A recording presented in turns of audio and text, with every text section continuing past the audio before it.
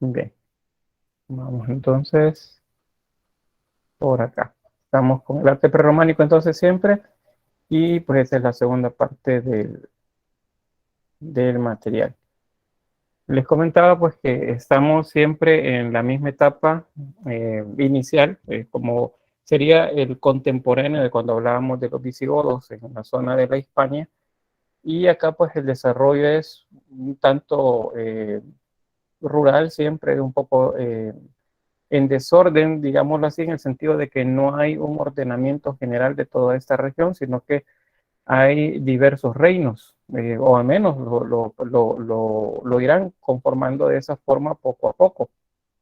No es una sola dirección, entonces la que se tiene por acá. Sí hay una sola creencia y es la cristiana, porque el cristianismo pues está en toda esta región, el reino ostrogodo también hacia el sur, que correspondería a la Italia actual, y un poco de incidencia hacia el reino visigodo, que lo tenemos en España hacia el extremo occidental.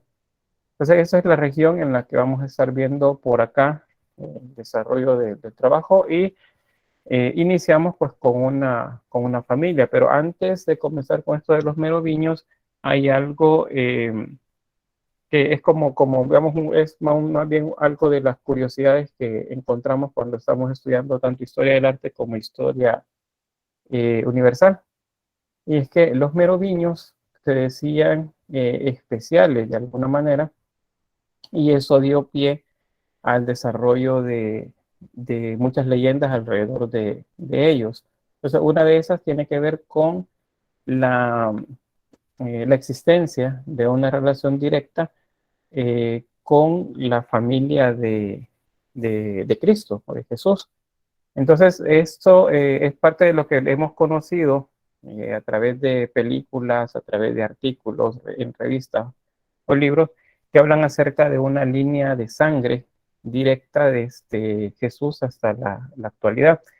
Si vieron la película de El Código Da Vinci o leyeron el libro del mismo nombre de Dan Brown, él habla, o se menciona ahí más bien la existencia de algo. ¿Alguien me puede decir qué es eso que buscaban en esa película o en el libro?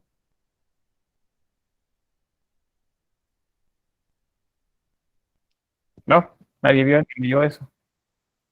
Sí, dígame, Manuel.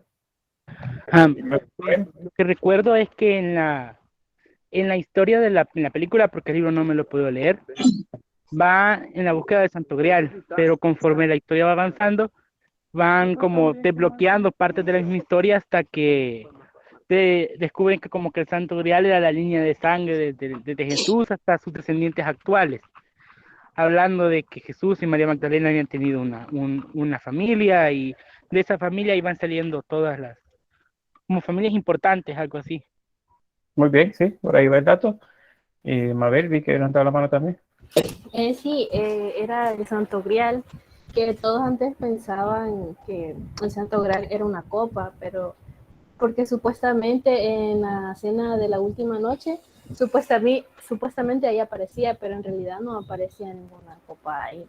Y lo que dijo el compañero, que mientras van descubriendo todo poco a poco, descubren que no, en realidad no es el Santo Grial, eh, sino que es Isabel Magdalena.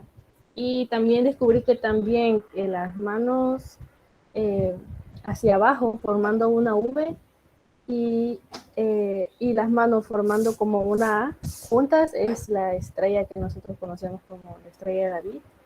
Y al final, ajá, es como que quisieron, cuando decían que iban a matar para que nadie descubriera hasta posible matar.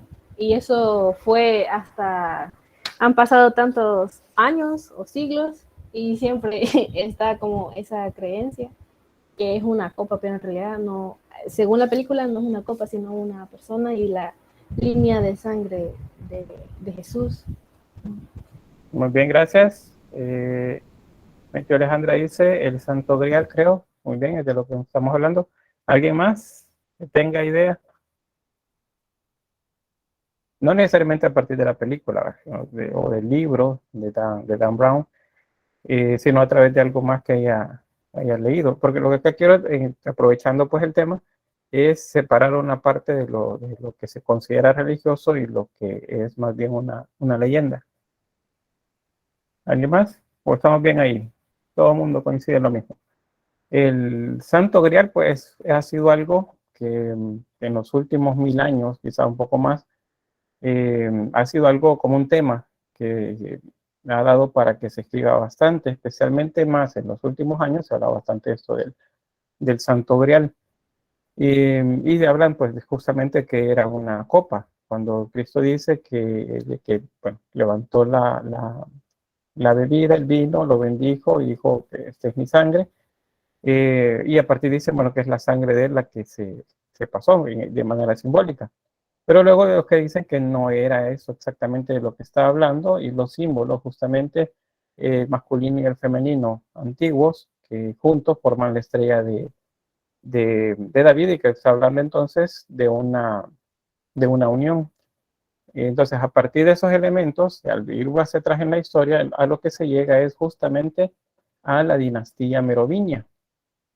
Estos reyes de la zona de la actual Francia, o Bélgica y Alemania, ellos se decían hijos de Jesús o descendientes de Jesús y de María Magdalena, siendo en este caso entonces María Magdalena la portadora o en quien se depositó la sangre, por así decirlo, de Jesús. Y a partir de ahí que nace una hija, que es Sara, y a partir de Sara, pues una descendencia en línea, de una línea de sangre pura, la sangre real de la que hablamos, el sangreal, la sangre real, no necesariamente una copa, pero eso es una leyenda alrededor de la figura de María de Magdalo, que en algunos evangelios apócrifos sí se menciona que ella se desplazó justo a la región central de Europa, eventualmente tratando de llevar también pues, el evangelio. Eso es lo que se menciona. Todo lo demás es parte de una leyenda. O sea, esto no podemos decir que esté en los evangelios apócrifos. Otro dato también, ¿quién era María de Magdalo? La llamada Magdalena, porque Magdalena nos habla acerca de dónde era ella. Es María de Magdalo. Entonces, ¿quién era ella? ¿Qué sabemos de María de Magdalo? Porque la vamos a seguir viendo también en las representaciones del Renacimiento en adelante, especialmente, y un poco también entre el románico y el gótico. A ver, ¿qué me dice Mabel, dígame? Isabel Magdalena, era No, hija del rey. María Magdalena. Sí, perdón. Tengo entendido que era hija de un rey, pero no me acuerdo el nombre y no sé si estoy equivocada. Muy bien, sí, esa es una de las cosas que se dice de ella, que pertenecía a la aristocracia entre el pueblo judío. ¿Sí, Nicole? Creo que lo que más marcaban de ella también, de que era prostituta. Bueno, unos dicen que sí, otros dicen que no. Muy bien. Pues esa es una de las, digamos que las respuestas más comunes cuando se pregunta quién es María de Magdalo o quién es María Magdalena, que era una prostituta, pero eso es algo que surge más o menos por el periodo románico y tiene que ver con una interpretación que el Papa Gregorio Magno hace acerca de uno de los pasajes bíblicos en los que se habla de una mujer que fue sorprendida en adulterio. Eso es lo que dice. Otros la vinculan también con una mujer a la que le fueron expulsadas varios demonios. Y eso también se le vincula, como dice acá Néstor, quien lavó los pies con perfume a Jesús. Son interpretaciones que se han hecho a lo largo del tiempo, pero la Biblia no es clara acerca de quiénes fueron estas mujeres, pero sí hay interpretaciones que han hecho papas, que han hecho obispos o que aparece dentro de la historia. Lo que sí se intuye es que ella efectivamente era una de las mujeres que andaban alrededor, o estaba más cerca de él. Eso sí es cierto. Vamos a dejar el tema hasta acá porque esto lo vamos a ver de nuevo en el Renacimiento, cuando otra vez el tema de María de Magdalo va a volver a aparecer, o más bien va a aparecer en el arte, y pues hay algunas interpretaciones que hacen artistas de ella, como una mujer penitente, o una mujer pues muy cercana a Jesús también. Rosa dice, María Magdalena era una discípula de Jesús. También se dice eso, al grado de convertirse en sacerdotisa. En la primera etapa del cristianismo, y eso está, se lee, se puede encontrar en el Nuevo Testamento, en Hechos de los Apóstoles, que habla que habían no solamente discípulos, sino discípulas. Y al mismo tiempo habían sacerdotisas. En uno de los saludos que hace Pablo, o Saulo, él saluda a una sacerdotisa. Entonces, con el tiempo, la figura de la mujer es que se fue relegando, porque ustedes luego leen otros o epístolas o otros libros del Nuevo Testamento, dice que la mujer tiene que ir atrás, o tiene que cubrirse la cabeza, o sea, hay un montón de restricciones que aparecen alrededor de ella, pero originalmente no es así. Entonces, en ese sentido, la figura de María Magdalena, igual que otras mujeres, seguramente fue relegada de los textos bíblicos y por eso no aparece de esa manera. ¿Y por qué lo hicieron? Porque acuérdense que los romanos era una cultura muy patriarcal, excluyente con las mujeres, y digamos que ellos como el pueblo que dominaba. Ahora el pueblo que estaba dominado en esa región era Grecia. En Grecia es igual, la mujer no tiene ningún tipo de papel relevante en cargos de importancia, está completamente relegada, o sea, no se considera ciudadana. Entonces, de ahí que en los textos bíblicos la figura de la mujer quedó relegada, porque quienes la hicieron no consideraban que la mujer tenía importancia dentro de la vida pública. Entonces, por eso quedó así en el texto bíblico. Entonces, eso es una de las razones. No significa que no estuvieran ahí, que no fueran importantes, que no hubiesen tenido algún cargo o alguna asignación de importancia dentro del el contexto del cristianismo inicial, porque sí lo tuvieron, pero como les digo, está relegado. Luego dice Néstor que en la película muestra que ese es el conflicto, el poder de las mujeres en la iglesia. Eso es justamente también uno de los temas. Rolando dice, tengo entendido que la mezclan con María de Betania. Ese es otro también, es tanto, como les digo, pues se sabe que es una de las mujeres que estaban alrededor de él, que andaban con el grupo, pero depende de interpretaciones, dicen que es una o que es otra. No hay certeza realmente sobre quién es. Pero bien, esa era la parte curiosa antes de comenzar la clase. El tema lo vamos a seguir abordando cuando veamos ya representaciones propiamente de la figura de María Magdalena. Pero en este caso venían a tema porque los merovingios se decían de esa manera especiales, herederos entonces de una sangre real. Y por lo tanto su investidura como gobernantes era mística, revestía un poder no solamente terrenal, sino también vinculado a lo celestial. Y de esa manera se perpetuaron durante unos 200, 300 años en el poder, hasta que luego inicia pues la dinastía que corresponde a Carlomagno. Entonces, eso es el dato. Ahí pues un poco sobre quiénes eran. Les repito, es Francia, Bélgica, parte de Alemania y de Suiza, las regiones en las que ellos gobernaron entre el siglo V y el siglo VIII, unos 300 años.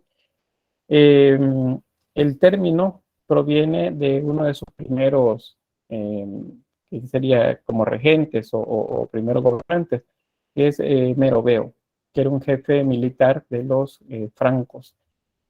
Eran religiosos muy cristianos, o muy cercanos al cristianismo, porque el cristianismo pues se tomaba parte con ellos para que de esa manera pudiese tener una manera de gobernar en la región y tener un poco más de incidencia en los territorios. ¿Qué más? Por eso, bueno, sobre la arquitectura, retoman principalmente los estilos arquitectónicos de Roma como tal, porque ellos se creían también pues herederos de esa grandeza de la cultura y buscaron unificar el territorio de nuevo. Acuérdense que todo esto fue invadido por pueblos bárbaros, entonces de esa manera es porque se fragmentó. Ellos intentaron esos fragmentos irlos uniendo de nuevo a partir de generar alianzas y de repartirse entre su familia a los territorios. O sea, como eran 4 hermanos, se dividen entre los 4 el territorio, pasan 4 años en paz y luego comienzan a tratar de unificar el territorio, pero significa entrar en guerras civiles entre ellos mismos, o sea, hermanos contra hermanos, tratando de unificar el territorio, pero eso implicaba eliminar al otro familiar. Y así pasaron durante mucho tiempo, hasta que al final pues se establecía un rey que gobernaba unas franjas de territorio todavía más grandes. En cuanto a al desarrollo del arte, les mencionaba, pues no se va a utilizar tanto el mármol con la grandeza, al menos que lo vimos en Roma, pero sí tratan de incluirlo dentro de los materiales que utilizan para el revestimiento de las iglesias principalmente, bueno, también los palacios, pero buscan que las iglesias sean grandes, de manera que evoquen a aquellos grandes edificios como las basílicas romanas. Entonces, eso vamos a ver por ahí. Habrán algunos aportes que sí aparecen, que tienen que ver con la construcción, por ejemplo, de los cruceros en las iglesias, que son esos lugares en los que las alas de las iglesias, los brazos de la cruz se cruzan en el centro de la iglesia, y eso permite pues la generación de algunos elementos que tal vez vimos o algo cercano en Bizancio. Aquí tenemos el interior de una iglesia. Muchas de estas iglesias del periodo merovingio pues fueron reconstruidas, y el tipo de construcción pues desapareció y se fue acomodando según el nuevo tiempo que se venía. Este, por ejemplo, se ha convertido básicamente en un museo. A este ya no le corresponde en la parte superior la bóveda, sino que fue sustituida por una techumbre a dos aguas. Estas líneas que ven ahí son refuerzos en metal que sirven para que la edificación se mantenga en pie, porque pues no es que eran al 100% sólidas las construcciones que realizaban. De hecho, aquí en la parte inferior podemos ver partes de las decoraciones en el edificio que están abajo. Vemos también en la zona del piso un mosaico. Ese mosaico es de motivación, es de motivos eh, más bien como alegóricos, un poco de las creencias populares, y por eso no está en las paredes, porque en las paredes van los que tienen que ver con las temáticas religiosas. Vemos también algunas imágenes y esculturas pues, distribuidas como a manera de exhibición. En el cabecero, esta parte de ahí tenemos pues un ábside, una semicúpula, y las ventanas que permitían la iluminación en el fondo. Si se fijan acá, las ventanas no son tan pequeñas como las veíamos en el prerrománico en la zona de Hispania. Acá son un poco más amplias, y eso tiene que ver con que hay más rigor con tratar de seguir la idea de las construcciones romanas acá, no como en la Hispania, que la idea era más bien el tipo de construcciones acordes a una sociedad ruralizada. Acá un ábside, estas son ruinas nada más, y ahí tenemos los absidiolos, que seguramente se utilizaban para colocar imágenes también por ahí.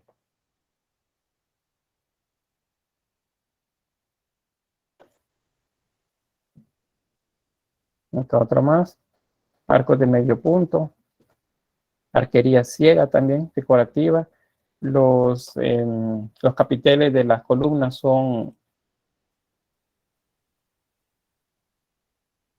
corintios, pueden ver por ahí, la característica de hoja de acanto, y lo demás es decoración pictórica. Acá, siempre la motivación es religiosa, pero aquí sí hay más decoración pictórica con imágenes. Para esta época se está dando en Bizancio las crisis iconoclastas. Entonces, hay como esa predilección en este caso por las imágenes. Eso significa que pues las ideas iconoclastas no calaron tanto en los merovingios como si lo hicieron en otras zonas de Europa, porque pues vemos ahí una cantidad bastante amplia de imágenes que representan tanto a reyes como apóstoles y la figura de Cristo, ángeles también por ahí. Entonces eso sí es visible por acá. En cuanto a la escultura, hay una predilección por el arte funerario. Se realiza en piedra.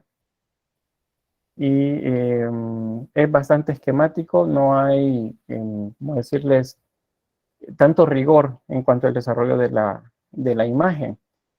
Al menos en escultura. En pintura sí hay como un poco de predilección más por las formas, pero en la escultura no, es una escultura bastante tosca, seguramente le servía únicamente para tener idea de algo, pero no había énfasis en que la figura humana pues se viera tan natural. Por eso dice que las figuras humanas son de menor calidad plástica y los motivos mejor realizados. Eso es la predilección acá por los decorados, al menos en escultura, porque en pintura sí había imagen. Y los sarcófagos son un ejemplo de donde se utilizaba la escultura merovingia. Ahí podemos ver una imagen bastante sencilla, poco énfasis en la anatomía y más la idea de la representación. Esta fue una figura de Jesús. Pueden ver ahí que es el tipo de Jesús helénico o helenizante, que es el que nos hace la idea de Apolo, de un dios joven. No tiene barba ni bigote, pero sabemos que es Jesús porque atrás de él hay un nimbo crucífero. Tenemos nimbo y la cruz atrás. Y está sosteniendo el libro, que comúnmente pues es el libro de la vida y está dentro de una mandorla. La mandorla no es un círculo, no es necesariamente que evoque a la parte solar, porque hay algunos que son radiantes, o sea, tienen como rayos, pero es un símbolo que tiene que ver con la vesica piscis o la vejiga de pez, que es un símbolo femenino. Y eso es porque se cree, o más bien se va a generar la idea en los siglos que vienen del nacer de nuevo. Entonces, por eso se coloca en ese nacer de nuevo, que es un símbolo de la venida de Jesús y que todos vamos a nacer de nuevo. Entonces se coloca el símbolo por ahí. Pero eso vamos a verlo un poco más a detalle en el periodo que sigue, que es el románico. Acá otra imagen. Esta pues no se puede observar muy bien si es una imagen que correspondería a Jesús, porque pues no se aprecia un nimbo. Pero en la mano tiene un orbe. Acuérdense que el orbe es la representación de una esfera que simboliza el universo. Es la parte de arriba, la mitad de arriba de la esfera es la bóveda celeste, la mitad inferior son las aguas interiores y en medio debería estar la Tierra, que es plana según esta visión del universo. Entonces lo tiene acá y sobre ella había una cruz que ya no es percibible acá porque está rota. Entonces probablemente eso también es una representación de Cristo, pero pues no se puede afirmar al 100% dado que no tiene el, el nimbo atrás del visible, pero esta característica nos lleva a pensar que sí es él. Y luego la mano, en este caso derecha, en actitud de oración o de bendición sería este el caso. Acá otras imágenes, vean lo sencillo de la figura, la representación, son figuras completamente planas. Las imágenes, pues los brazos están hechos hacia atrás como si estuviesen ocultando algo. Están semidesnudos y pues no se acerta a saber exactamente qué es, pero probablemente es una representación de Adán y Eva. Eso que vemos acá. Entonces, eso es de lo poco que se ha podido conservar del arte merovingio en lo que corresponde a escultura. En pintura, acá, pues la técnica es un tanto, bueno, primero es para paredes. No hay tanto vestigio que hubiesen pintado en otros soportes, aunque es la época en la que se pinta sobre códices, o sea, sobre páginas, que luego constituyen libros o pergaminos, pero no hay mucho de eso. Sin embargo, los sacramentarios son esos documentos que todavía, al menos algunos se han conservado y pues que tienen cierta información pues, sobre la vida tanto medieval como algunos aspectos del texto bíblico. Los colores son más o menos suaves, no hay tantos colores brillantes y la paleta también es bastante reducida. Aquí tenemos uno elaborado con manera de códice, es un libro, y acá una una pintura al fresco.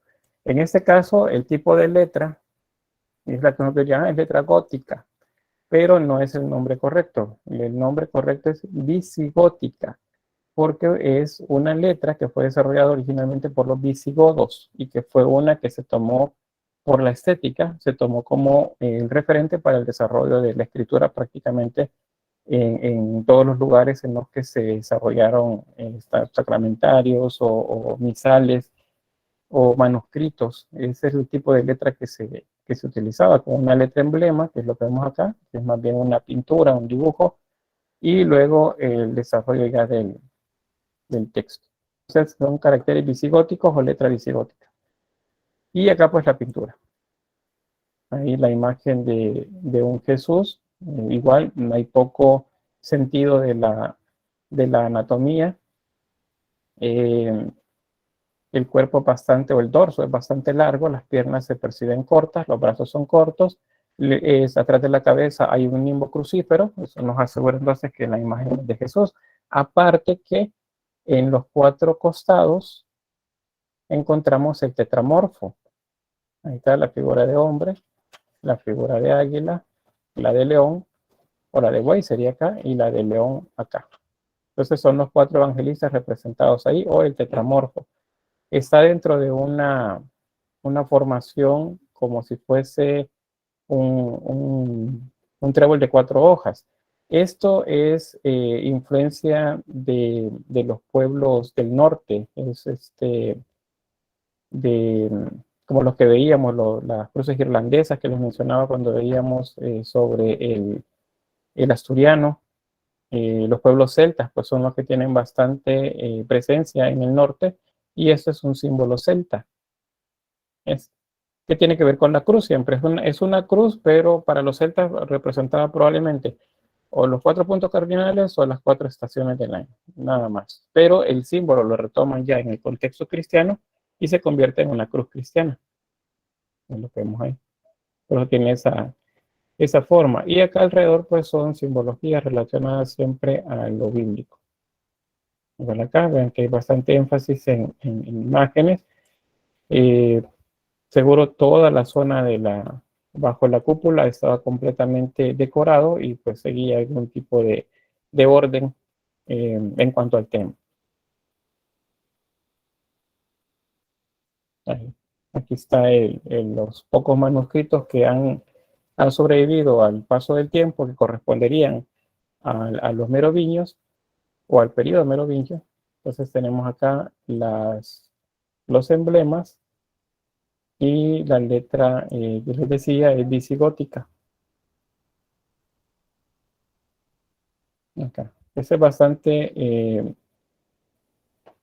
bastante llena de motivos fitomórficos y zoomórficos. Zoomórfico se refiere a los animales, fitomórfico a las plantas. Ahí hay muchos. Y luego la flor de 6 pétalos o de 8 pétalos siempre nos va a hacer referencia al sol, por lo tanto es un símbolo de Cristo. Y ahí pues las diversas cruces y símbolos de aves y de otros animales por ahí. Igual acá.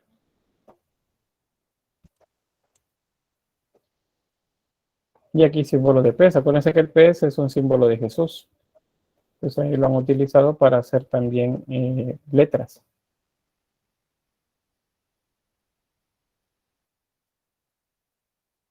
Esos textos eran empleados dentro de los monasterios. Aquí que para esa época ya comienzan a establecerse esas casas o estos lugares cerca de las iglesias en los que pues se quedaban las primeras órdenes monásticas que iban apareciendo. Y se iban también formando como lugares en los que se descansaban los sacerdotes. Entonces, en esos lugares habían siempre copistas, que eran los que desarrollaban la labor de pintar sobre los libros, esos tipos de emblemas, y pues preparar tanto los libros en los que aparecían, ¿cómo se llama esto? Los misales, o cualquier otro libro que se utilizaba dentro de la liturgia. Entonces, esos eran los que iban por ahí. Acá otros más, ya son letras emblema, con mucho trabajo minucioso pues en el desarrollo de la imagen, mucha geometría y muchos motivos orgánicos. Muchos de estos son símbolos celtas, fíjense, este por ejemplo, son símbolos celtas. ¿Y por qué celta? Bueno, que los celtas no eran cristianos.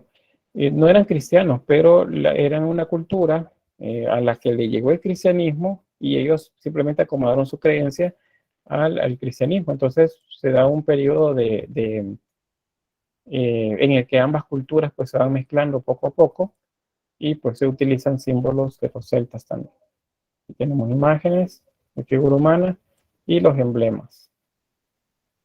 Muchos emblemas. El símbolo de la cruz es uno de los que más se pueden notar. Las formas como de trébol, que son símbolos de los celtas. ¿Sí, Violeta? Hola, Lick. Bien. Ya que usted mencionaba que son símbolos celtas y diseños inspirados en los celtas, bueno, como comentario más que todo, hay una película animada que se llama El libro de Kell o El secreto de los Kell, que habla más o menos de eso.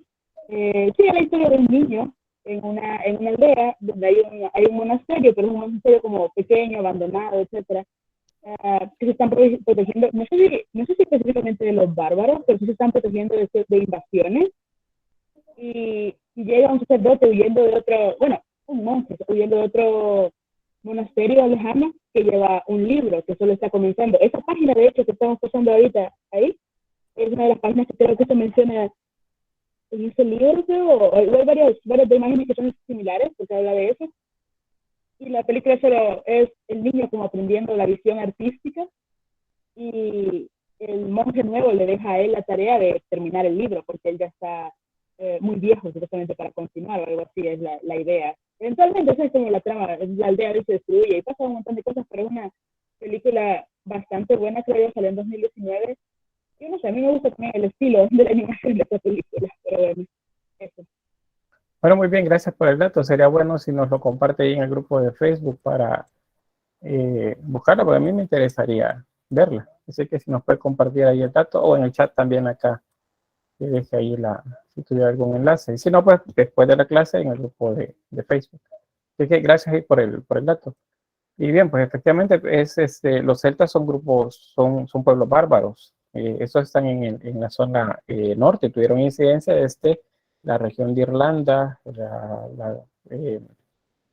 las Galias, que sería Inglaterra, Irlanda, Escocia, y la zona norte de Francia, de Alemania, toda esa región, parte de la zona norte de España también, toda esa es una zona de incidencia de los pueblos celtas.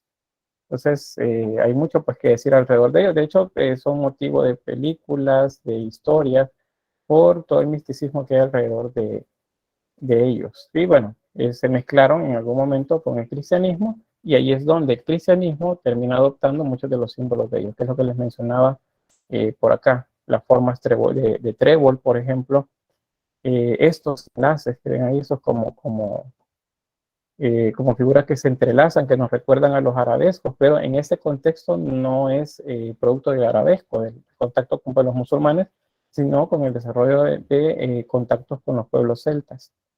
A eso se refieren ese tipo de entramados, así muy decorados con mucho detalle. Bien, no sé si alguien tiene algo más por ahí. ¿No? Bueno, otro de los símbolos también que nos aportan. Bueno, Ismael tengo acá y Violeta. ¿No? Ismael Antonio. No, Lick, a mí se me había olvidado bajar la mano. Bueno, está bien. Bien, entonces sigo. Bien, estos son algunos elementos simbólicos y parte de lo encontrado en la tumba de Childerico I, que es uno de los reyes merovingios, que tienen que ver con decoraciones en joyas. Entonces, la forma de la abeja es uno de los símbolos que se retoma bastante por parte de ellos y lo vinculan algunos, al menos en el contexto merovingo, con la idea de la flor de lis. Ya les he dicho que la flor de lis es muy importante en diferentes partes de la Europa, tanto la bizantina como la de los pueblos bárbaros, el occidente, que sería la Hispania, y en el centro sur, que sería la región justamente de los merovingios, de carolingios, los lombardos. Es un símbolo que está bastante presente. Y por eso es que el cristianismo lo va a adoptar y lo va a vincular con la idea de María, la madre de Jesús. Es un símbolo mariano a la larga, no en este momento, pero a la larga, ya por el Renacimiento, el Barroco y los periodos que le siguen. Sí, esto se considera uno de los símbolos vinculados a María. O sea, donde lo vean ustedes en el contexto religioso, digo, una iglesia, por ejemplo, eso es un símbolo mariano. Es la flor de lis. Antiguamente vinculado a los aspectos de la feminidad y de la diosa madre también. Entonces, se sabe de los merovingios que eran buenos con el arte de la orfebrería y siempre al servicio de la élite, ¿verdad? Tanto de los reyes como de la iglesia. Por eso es que los ejemplos que se han conservado, que son muy pocos, pues son como estos: una copa, de las utilizadas en el rito de la misa, por ejemplo, o una patena, que es como una bandeja, también en el contexto de las misas, porque esta cultura es bastante religiosa, también muy cristiana. Entonces, eso es lo que más se desarrollaba con ellos. Ahí pues, es una bandeja de oro con ahí hilvanadas pues, muchas piedras semipreciosas en diferentes partes por ahí. Acá. Bien, preguntas ahí, porque hasta llegamos con los merovingios. La cultura es parte de Irlanda. Los celtas tuvieron incidencia hasta en la zona norte, en la zona de Irlanda, bueno, Inglaterra, en general toda la isla de Bretaña y la zona norte de Europa. Toda esa región es de incidencia, aunque no digamos que es el núcleo central, pero es la región en la que hay mucha influencia de parte de los celtas. Bien, si no, pues pasamos al siguiente tema. Veamos. Tenía Bien. una pregunta con la flor de lis. ¿Esa exactamente de qué país era? Es que yo sí la he visto bastante, en bastantes películas o en libros. País así exactamente no hay, pero sí hay regiones. La región de Oriente, de Oriente Próximo, que sería la actual Bizantino para esta época, cultura bizantina, y también la zona hacia el oriente en la India, que se llama esa zona, y luego el centro sur de Europa. Prácticamente está presente en toda la región, pero como que el núcleo es la región bizantina y en dirección hacia la India. ¿Sí, Álvaro? Con como una duda, porque como usted acaba de explicar desde que la flor de lis, o la flor de la es conocida para lo que es centro de Europa y lo que es Alto Bizantino. Como curiosidad, es conocida como un símbolo francés, pero más precisamente como el símbolo de la Casa Borbónica. La actual dinastía de reyes en España, pero de origen francés. Muy bien, eso significa que el símbolo tuvo que haber sido adoptado después del Renacimiento. O sea, el símbolo ya estaba presente en la región. Y luego, pero actualmente se identifica con cosas así como muy en específico, pero les decía, se identifica también en el caso de la religión, con María.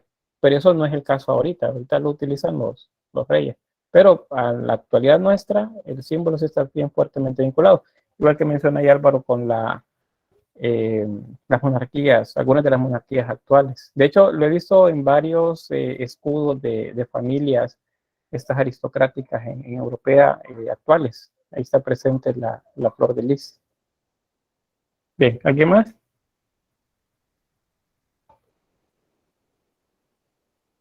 ¿No? Bueno, ¿qué más? Bueno, Así, viendo ahí como la relación entre la flor de lis y también con la abeja también no era un símbolo utilizado para la fertilidad en el pasado. Me acuerdo que por lo menos algunas deidades de la fertilidad estaban relacionadas también a lo que, o por lo menos la abeja también estaba leada como un símbolo de la fertilidad, ¿no? Podría también tener un sentido como de entender que era una familia fértil en lo que hacían. Algo así no sé. Tal vez no fértil, porque cuando ya lo retoman en el uso de las monarquías, el símbolo ya no lo ven como se usó antiguamente. La abeja, de hecho, sí es importante, puesto que es la productora de la miel, y la miel es un producto muy importante en la alimentación de los pueblos antiguos. Entonces, de ahí que tenga que ver la abeja con la parte esta de la fertilidad también. Pero cuando la adoptan ya las familias, no necesariamente se refiere a la fertilidad, sino que se refiere a lo sagrado, porque es un símbolo mariano. Entonces se vincula más bien a esta parte, a lo místico, que tiene que ver con el cristianismo y especialmente vinculado a la Virgen María, o a la parte religiosa, digamos en términos generales, ya no al símbolo antiguo. O sea, cuando ya lo vemos presente, el Renacimiento en adelante, ya no necesariamente simboliza lo que simbolizó en la época antigua. O sea, ya el símbolo ha cambiado, el significado ha cambiado para el símbolo más bien. ¿Bien, alguien más? ¿Algún aporte? Bueno, avanzamos entonces. Bien, ¿qué sucede después de estos 3 siglos de desarrollo en la región? Pues luego de la muerte de muchos de los líderes, de los gobernantes de esa familia, las luchas también entre ellos mismos, entre la misma familia, terminó por ir debilitando esa línea de gobierno, y pues llegar a un punto en el que la línea de gobierno merovingia llega a caer en decadencia.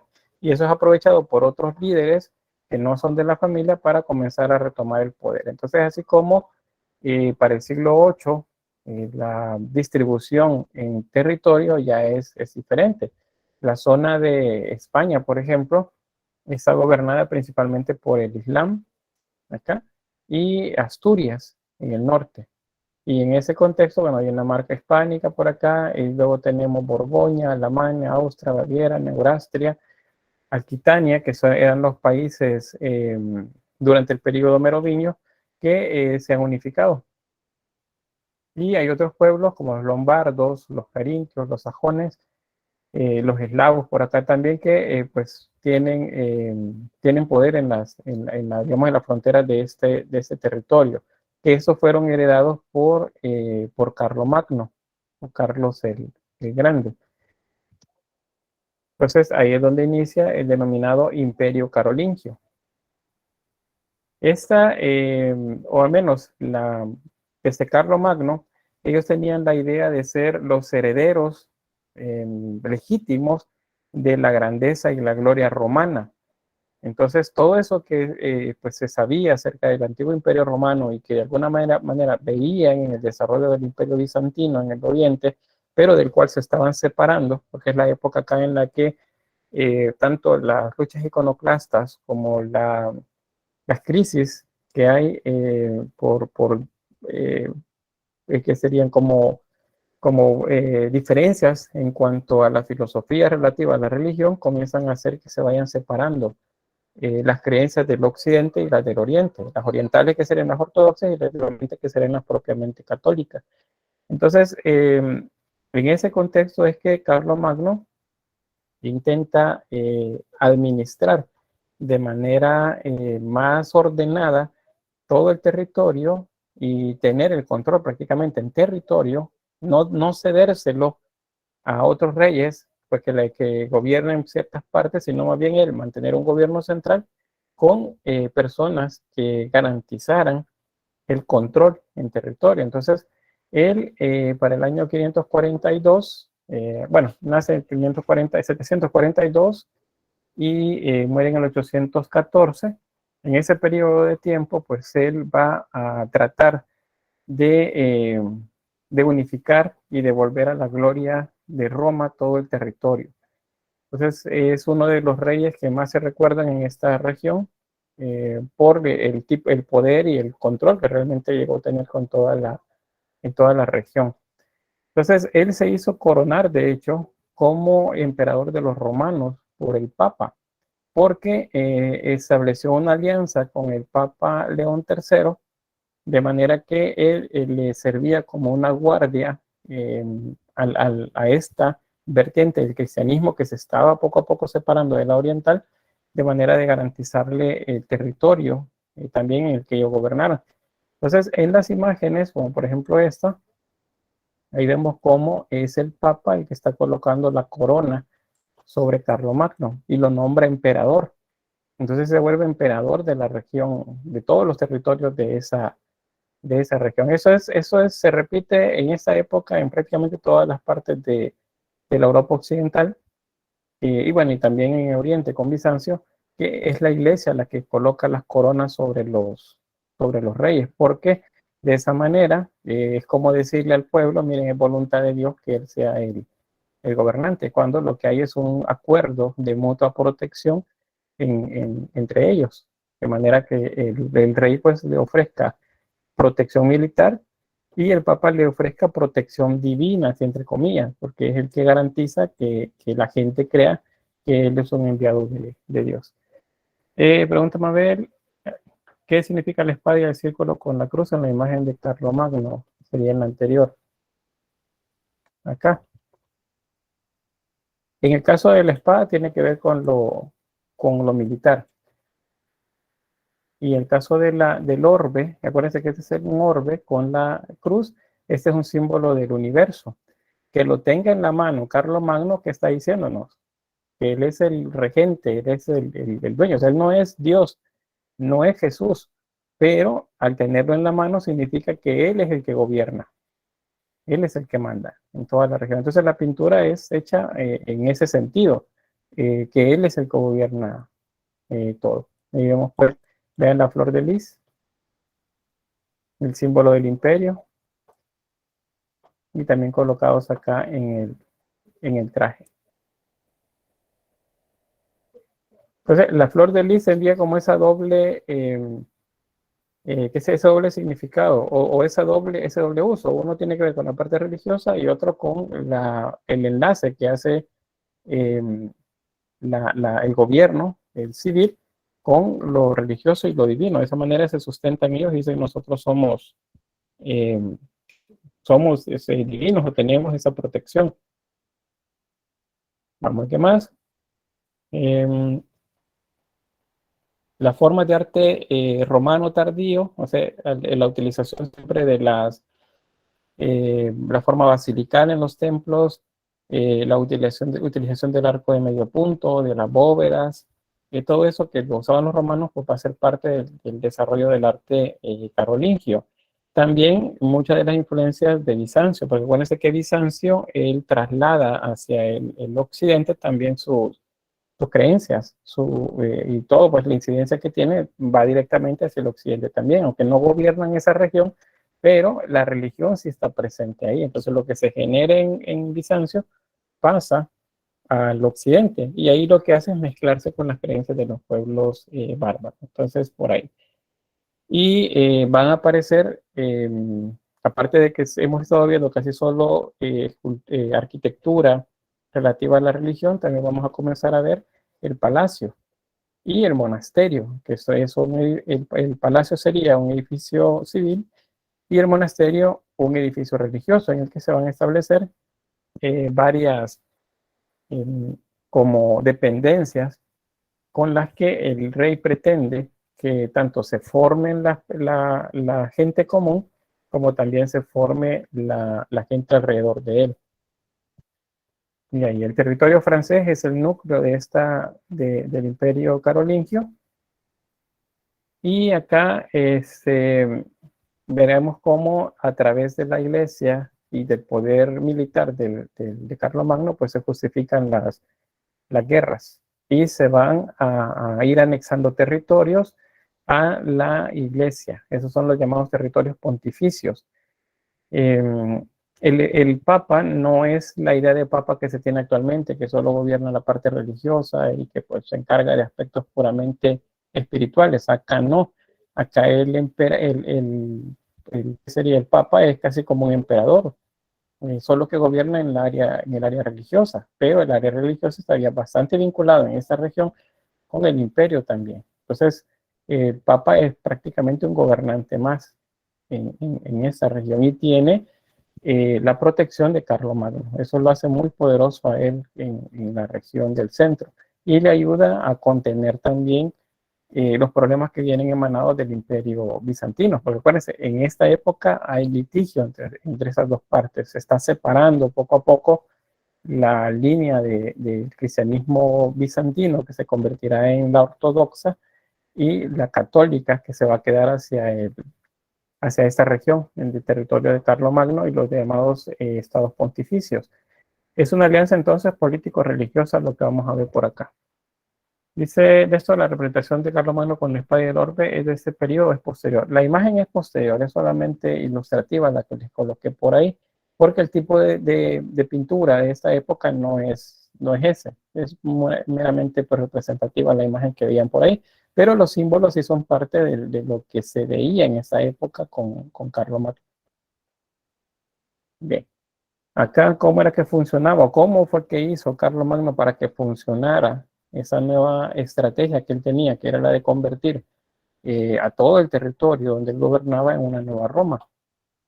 Pues él nombró a los llamados Missi Dominici, que eran como magistrados o gente con poder, con autoridad tanto militar como política, para que estuviera al pendiente de los nobles y de los obispos. O sea, uno de los errores, por así decirlo, si no errores, una de las maneras de gobernar de los gobernantes anteriores, por ejemplo los merovingios, era que se distribuía en el territorio. Digamos, el rey fallecía y heredaba el territorio a sus hijos. Cada quien tenía una parte del territorio, pero luego venían los problemas en que uno quería tener más, entonces comenzaban a pelearse entre ellos. En el caso de Carlomagno, él hizo un solo territorio, no dividió el territorio, y las autoridades que dio, por ejemplo, a los nobles en algunas regiones, pues quedan un poco más lejanas para que ellos tuvieran el control, esa estaba supervisada por esos personajes, el Michi y Dominici. Ellos controlaban a los nobles, pero también estaban al pendiente de los religiosos, de los obispos. Y estos, tanto nobles como obispos, juraban fidelidad al emperador, igual que los Michi y Dominici. Todos ellos eran fieles al emperador. Entonces, tanto nobles como obispos eran los que tenían el control sobre los vasallos, que eran los que vivían en las villas, en los pequeños poblados, y esto les juraban de alta también tanto a los nobles, que eran los representantes del rey en su territorio, como a la iglesia, que eran los representantes de Dios en la tierra, ¿verdad? Y representantes del Papa también en la tierra. Y entre los vasallos, pues teníamos siervos y personas libres también. Pero todos ellos tenían fidelidad acá. Si esa estructura no hubiese sido tan firme en todo el territorio, pues Carlomagno no hubiera tenido tanto control como el que tuvo. Él hizo, que sería como una especie de reconstrucción, pues por así decirlo, de la cultura romana, al menos eso pretendió hacer. El contexto era diferente, ya no era la Roma que había existido, pero 400 años después todavía quedaban algunos vestigios de Roma, y al menos en leyendas, en cuentos, en historias, pues se hablaba acerca de eso. Y una de las cosas que se hablaba de Roma era que ellos tenían bastante cultura, que eran personas que con un alto nivel, digamos, intelectual. Entonces, Carlomagno lo que hizo fue instituir escuelas para que la gente se educara, porque según él era la única manera en que se volviera a esas glorias que tuvo Roma. Entonces hubieron escuelas para cada sector de la población. Aquí es donde entramos un poco en conflicto con aquella idea que decimos que la Edad Media era una etapa de oscurantismo en la que se retrocedía un montón y en la que se perdió un montón de cosas que se pudieron haber hecho, que se quemaron libros y un montón de cosas que nos cuentan. Pero la realidad fue que el conocimiento más bien se concentró en algunos lugares. En uno de estos lugares es justamente los monasterios, que es ese tipo de arquitectura y de concepto dentro de la religión que va a aparecer en esta época. En los monasterios no hay sacerdotes, ahí hay monjes que son siempre religiosos pero sujetos a una regla. Y parte de esa regla tiene que ver con el limitarse el contacto con el mundo exterior. y dedicarse, por el contrario, dentro del contexto del monasterio, a la contemplación religiosa y a la creación de conocimiento. Solo que el conocimiento tiene parte de la base de lo religioso, pero no es un conocimiento científico como el que tenemos ahora. Sigue teniendo ciencia en medio de ella, pero está vinculado a la religión. Entonces, a eso se le llama el renacimiento carolingio, a esa etapa, porque es como un renacer de valores culturales. Entonces, él va a establecer, especialmente en la escuela del Palacio de Aquisgrán, que se le conoce como escuela palatina. Palatina significa relativo al palacio. Cada vez que ustedes escuchan palatino, se refiere relativo al palacio, al menos en el contexto de historia del arte. Entonces, vamos a encontrar acá que hay escuelas a partir de esas. Y esas escuelas tienen que ver con las catedralicias, las conventuales y las parroquiales. En las catedralicias, le voy a hacerlo por acá, en las catedralicias se educaba la nobleza y acá se les enseñaba a ser funcionarios del Estado, a ser los mici dominici, a ser nobles, ahí se les enseñaba eso, de manera que aprendieran a leer, que aprendieran a escribir, seguramente algunas de las artes, que vamos a ver cuáles eran las que sí se hacían, y se preparaban prácticamente para tener un buen nivel cuando llegaran a gobernar. En las escuelas conventuales, esos son los conventos, en los espacios donde vivían más bien monjes, ahí se preparaba el clero, es decir, se formaba a los que iban a ser sacerdotes o a los que iban a quedarse como monjes también, dentro de los espacios del convento.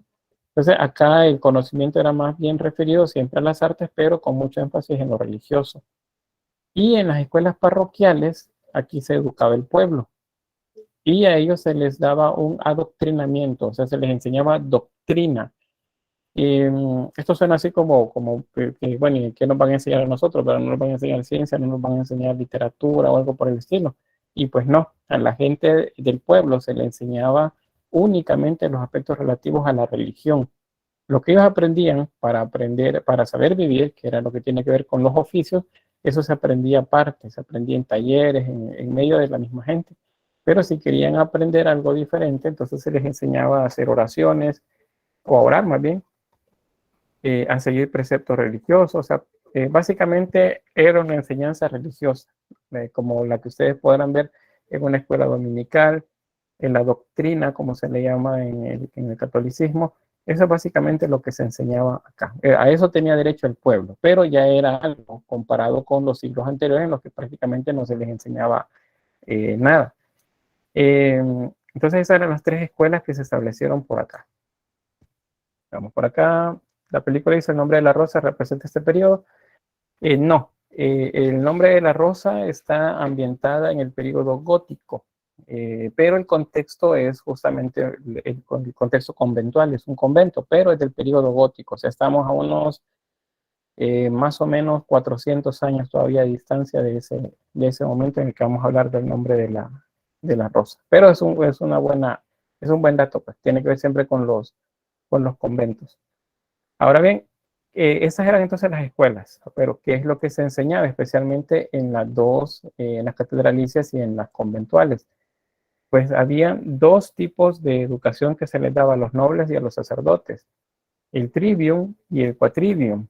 La primera tenía que ver con enseñarles gramática, retórica y dialéctica, o sea, era filosofía, era la manera de hacer discurso, y el escribir, que es la gramática, escribir, cómo escribir. Esto, y en el quadrivium se les enseñaba astronomía, música, geometría y aritmética. O sea, este era un poco más de ciencias exactas, esto que se les enseñaba acá, y el trivium más relativo a la parte de creación literaria y filosófica. Entonces, esos eran los dos tipos de educación que recibía acá, nobleza y clero. Acuérdense, el pueblo no le enseñaban esto, al pueblo le enseñaban adoctrinamiento, le enseñaban todos los aspectos relativos al cristianismo, principalmente a las oraciones, a la estructura misma de la iglesia, que es la vida eterna, no exactamente que les enseñaban el infierno y el cielo, porque eso para esta época todavía no existe, más que en ideas vagas, pero no tiene forma todavía y no tiene actores todavía en ellas, porque no es la época en la que se establece, pero ya es bastante. Entonces, esto nos lleva a pensar en que pues es un tanto falsa la idea esta de que la Edad Media es un periodo de completo oscurantismo. No, es nada más de un control bastante directo e importante de la Iglesia Católica sobre el desarrollo de la ciencia. O sea, todo esto va a la medida de la religión, pero ya hay escuelas para esta época. Y en los siguientes siglos se van a establecer hasta universidades también, dentro del contexto siempre cristiano. ¿Tienes preguntas?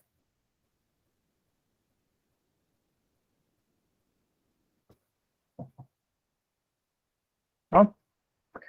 La parte esta que tiene que ver con, dice, Faustino dice, profe, si ahí no se mencionaba el infierno. Pues sí tenían idea de un lugar de castigo, pero forma todavía no tiene el infierno, ni actores dentro de este infierno todavía no lo hay. No se le enseña eso a la gente, se le enseña únicamente a pues, la vida de Jesús, lo relativo a las enseñanzas de Jesús, pero no hay idea todavía del infierno como tal, aunque sí se menciona en texto bíblico. Sí está, o sea, sí está presente, pero no tiene forma, es algo un poco abstracto en este momento, no le han dado todavía una forma observable y entendible por parte de las personas. Dice también Faustino, pero ya está descrito el Apocalipsis o el libro de Juan, todo eso ya está, todo está. Lo que pasa es que no es necesario en este momento, o sea, no hay una necesidad para qué utilizarlo. Y bueno, ¿cuándo va a haber necesidad de utilizarlo? Pues en el periodo que vamos a comenzar a ver el día de mañana, que es el románico. Ahí ya hay necesidad de esas imágenes, de esas creencias. ¿Y por qué? Porque resulta que va a aparecer la idea de el cambio de que Cristo va a venir al cambio de milenio. Van a ir el cambio del año 999 al año 1000. Y como en el texto bíblico se dice que la bestia va a ser encadenada por 1000 años, se interpreta que al finalizar esos 1000 años, entonces viene todo lo que el libro de Revelaciones o Apocalipsis dice. Y eso es lo que se cree en el momento. Entonces, para que la gente tenga un poco de miedo, por así decirlo, entonces se comienzan a generar las imágenes. Esas imágenes que son relativas a lo descrito en el texto bíblico de Apocalipsis, pero con una presencia bien grande de las creencias paganas de los pueblos bárbaros. Esas imágenes ahí donde se van a nutrir. Pero no les adelanto más porque vamos a ver eso en el tema que viene. Vamos a ver, Alejandra dice entonces no le temían a nadie, en el sentido que siempre que alguien comete un pecado se le amenaza con que irá al infierno provocando que le tema. ¿No tenían algo con eso que temer? Pues sí tenían la idea de que había que tenerle miedo al morir fuera de la idea del cristianismo, al no tener parte en la vida eterna. A eso sí se le tenía miedo, pero que es como que le digan pequeño, si te portas mal, ahí va a venir un monstruo debajo de la cama y te va a comer. O sea, eso no se lo decían, sino que simplemente no van a tener. Es como que digan, miren, si no se come las verduras, no va a haber postre. Entonces, es simplemente una consecuencia que se va a tener, no va a haber vida eterna. Pero eso de no haber vida eterna no tiene esa imagen todavía. O sea, no lo tiene. La gente le temía a no tener parte con Dios, pero no había imágenes todavía. Esas van a aparecer en los 2, 3 siglos que siguen, se van a comenzar a configurar y van a terminar de tener forma en los siglos posteriores al Renacimiento. Y eso es lo que conocemos nosotros. Entonces, por eso, en apariencia, lo que nosotros sabemos acerca del infierno ha estado presente siempre.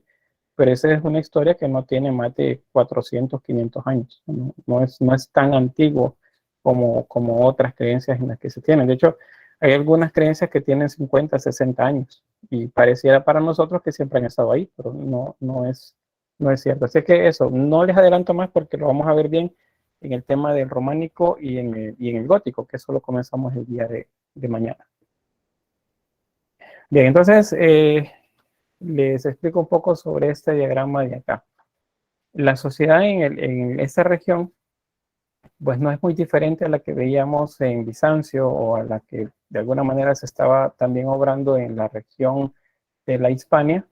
Siempre vamos a tener a la nobleza en la parte de arriba, a la iglesia y a la nobleza, especialmente que sería el equivalente a los patricios según el contexto del Imperio Carolingio, y el alto clero en la parte superior de la pirámide.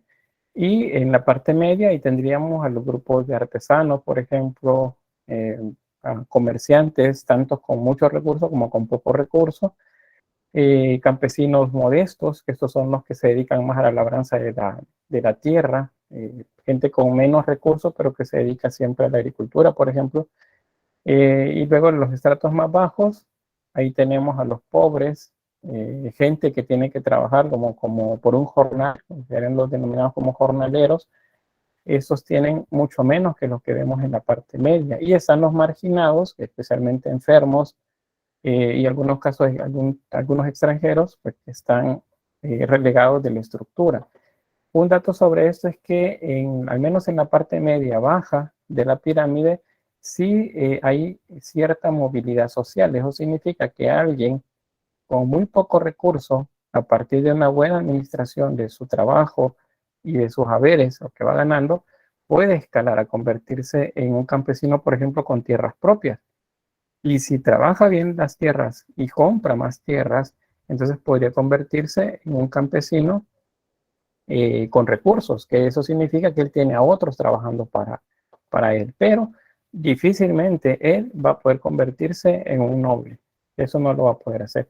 Igual los nobles, esos están más delimitados, la nobleza alrededor del emperador, que básicamente su familia, esos son los únicos que pueden accesar al trono, pero bajo ellos ahí tenemos a la nobleza media, que serían los equivalentes a los patricios, caballeros, que ya hay investiduras de caballeros como títulos nobiliares, los condes, los sir, por ejemplo, todo eso son títulos nobiliares, eso ya existen acá y los utiliza el rey como una manera de poder enviar gente de confianza a controlar ciertas partes del territorio sin que él esté presente ahí. El clero también alto está acá. ¿Por qué? Porque el rey puede decir que uno de sus hijos se convierta en un obispo, por ejemplo, o el obispo puede decir que uno de sus hijos se convierta en rey. Y dice, bueno, ¿cómo es eso? Que los obispos tenían reyes. Sí, los sacerdotes tenían hijos también, los obispos tenían hijos, el papa tenía hijos también.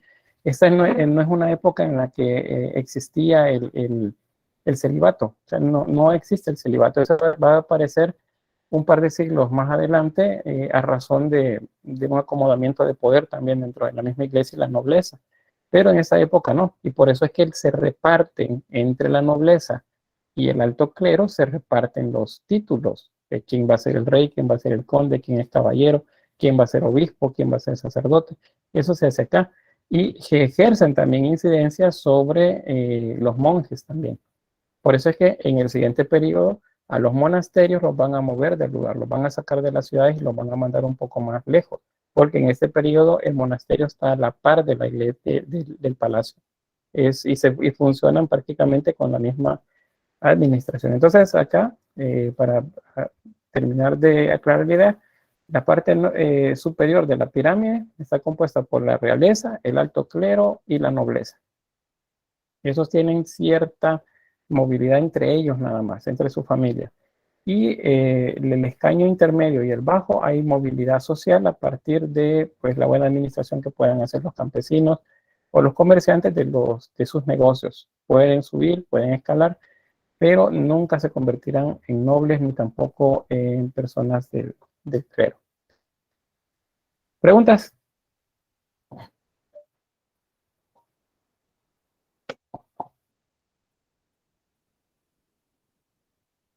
Sí, Álvaro. Yo tengo una pregunta, no sé si será con respecto a esto, porque se mencionó alguna vez que el rey podía investir caballeros y me imagino que según esta pirámide significa que él lo iba a agarrar de la propia nobleza, pero no que algún comerciante rico o alguien de los estratos menores sería nombrado caballero o parte de la nobleza porque ya no se le permitía al rey a no ser perteneciente a una una casta política, digamos así. Eso es correcto, solamente de esta zona, por así decirlo, de la pirámide. Eh, Solo de acá pues, podían salir esos nobles o los que pudieran tener algún título nobiliar, no era alguien de acá abajo. Va a suceder eso, pero más adelante, ya cuando aparezca en medio de esto, acá, el señor burgués. Cuando aparece la burguesía, entonces sí, uno de estos va a tener tanto poder como uno de estos acá, por más que lo releguen del poder. O sea, puede que el señor burgués esté acá a la mitad, pero porque no lo dejan accesar al siguiente escaño. Sin embargo, puede tener tanto poder como un rey o como un obispo o como un caballero. Eso sí va a suceder acá. Entonces ahí en ese momento es cuando aparece la crisis de las investiduras, que es el pleito entre la iglesia y la nobleza, por quién nombra a quién. Entonces ahí van a ir apareciendo un poco más de facilidad para que uno de los provenientes de esta zona pueda ser convertido en señor. Y luego también porque justo en en los periodos que sigue, comienza la llamada simonimia, que es la venta de títulos. La venta de títulos, o sea, alguien con mucho dinero puede comprar el derecho de ser un sacerdote o de ser un obispo. Simplemente lo venden el título a quien lo pueda pagar, de alguna manera para mantener siempre el control estos escaños de la sociedad. Pero eso lo vamos a ver en los periodos que vienen. Carlos dice, estas no serían castas. Es un sistema de castas siempre. Siempre es un sistema de castas. Por eso es que están separados, porque no hay movilidad en la mayoría. Esta sería una sola casta, digamos, con sus niveles dentro de ella. E igual, esta sería una casta con sus niveles en ella. Pero esas castas no pueden mezclarse. Bien, dice Mael, si Paul McCartney, por ejemplo, él no hubiese podido ser, ni tampoco otros muchos que conocemos por ahí. Por cierto, ya que estamos hablando de la nobleza, supongo que han de estar pendientes de lo que está sucediendo en Inglaterra con esta sucesión que hay en el trono inglés, en cuanto a que pues ya falleció la reina Isabel II y quien asume el poder es Carlos III, que así se ha dado a denominar él. Si no lo han visto, pongan un poco de atención o lean alrededor de esto, más allá de la crónica rosa, eso que tiene que ver con toda esta parte novelesca alrededor de la familia, o los memes. O sea, fuera de todo eso, observen los ritos, los rituales, qué es lo que se sigue, los protocolos, porque eso tiene que ver con cómo es que se mueve justamente acá. Muchos de esos aspectos no han cambiado del todo a la fecha. Algunos son procesos muy antiguos que se siguen haciendo alrededor de 500 años en el caso de Inglaterra. Entonces sería bueno pues estar pendiente de qué es lo que sucede por ahí. Él dice, los condes, ¿quiénes eran? Dice, ellos eran escogidos por la realeza. Sí, los condes también. A los condes les dan una región del territorio que se llama condado. Esa es una porción de territorio que para la siguiente etapa le corresponderá, por ejemplo, varios feudos dentro de él. Entonces el conde es un señor feudal en ese sentido. Igual así otros.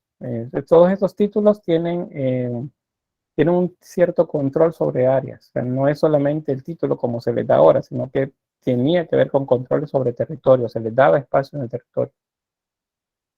Isabel fue reina muy joven, dice, porque su tío abdicó al trono. Sí, algo de eso por ahí me he enterado. Es en la década de los 20, o sea, ya casi que cumplía, bueno, no, de los 20 no, sería 26 años creo que tenía ella cuando llega al trono. Y por eso muere de 96 a los 70 años de ser reina. Es uno de los reinados más largos en la historia de la monarquía en Inglaterra. Y vean también que hay mucha gente que está en contra de las monarquías, si ya se dieron cuenta. Pues hay mucha gente, tanto en Inglaterra como fuera de Inglaterra, en Europa, que no están de acuerdo con las monarquías. Es gente pues que prácticamente son como figuras actualmente. El que maneja la parte política a nivel internacional es el primer ministro, que en este caso es una mujer, que por cierto la reina la recibe en Palacio el día martes y 2 días después pues, fallece la reina, porque acaba de asumir el control de una mujer como primer ministra en Inglaterra. hay que estar pendiente de eso que está pasando por ahí. ¿Para qué sirve la monarquía actualmente? Pues es una pregunta fuerte y un poco compleja.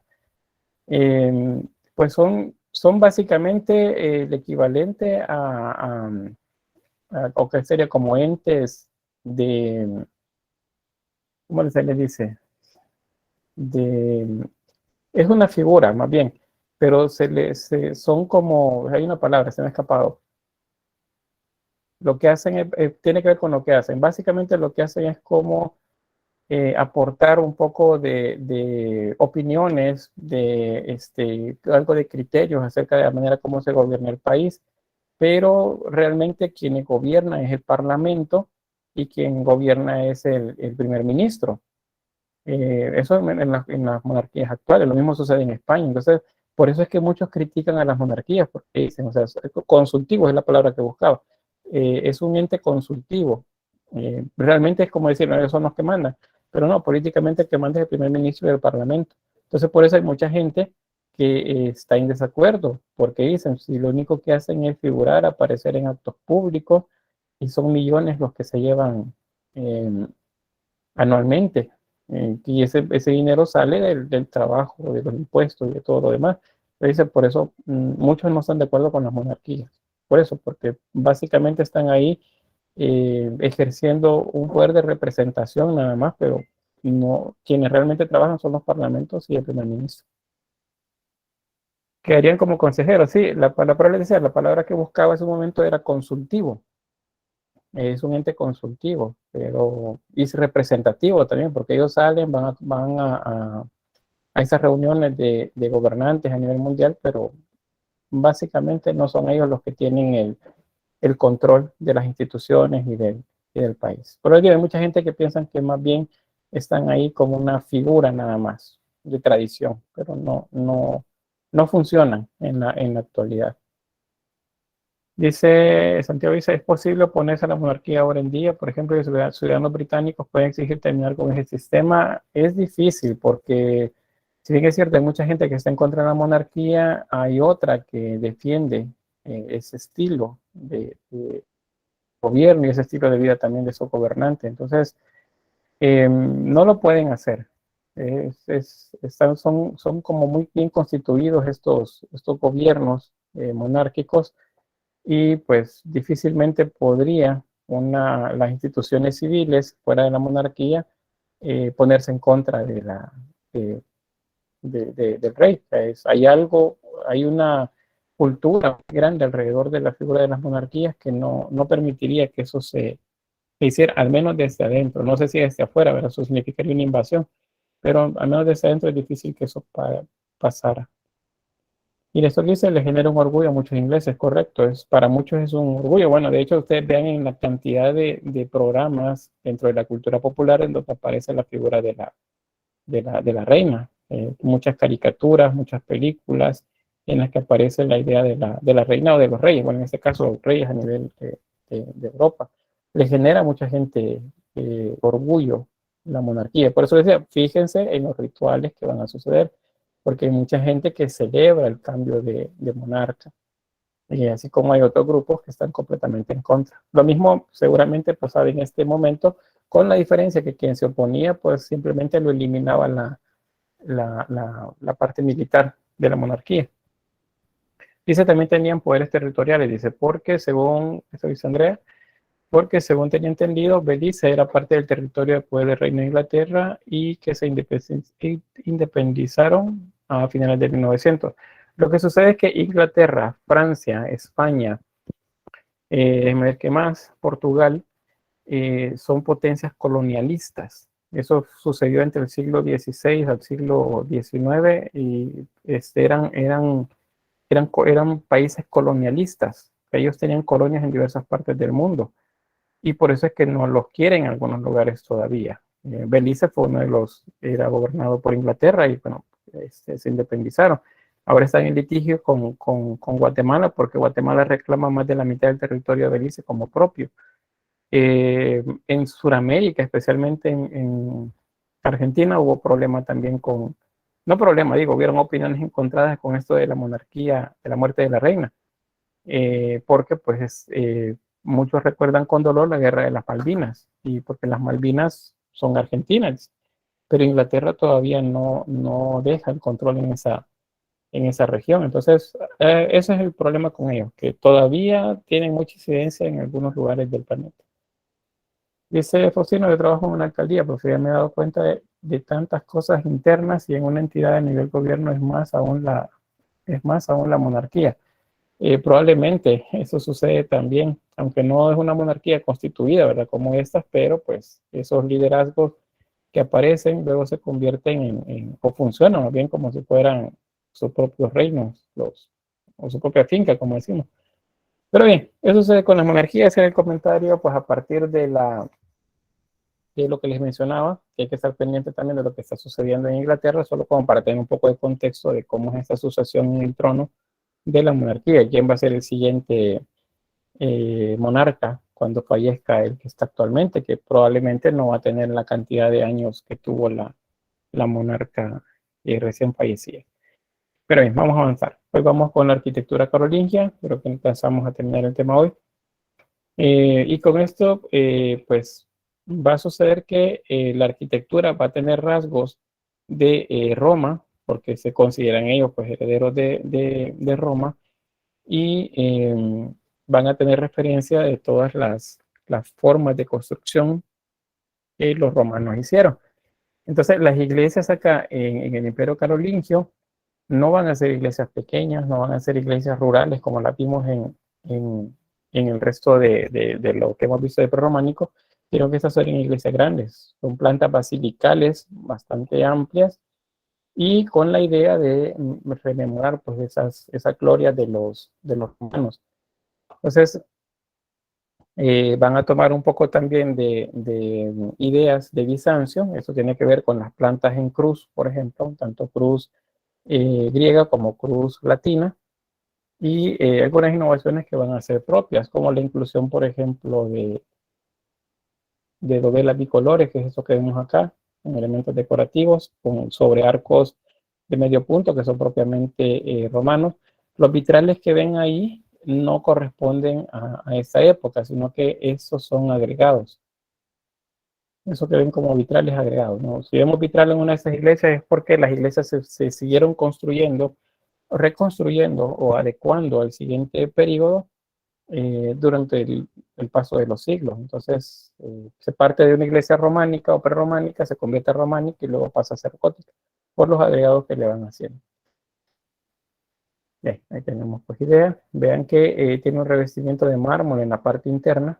Eso es como para pues que parezcan esos grandes edificios romanos que conocimos.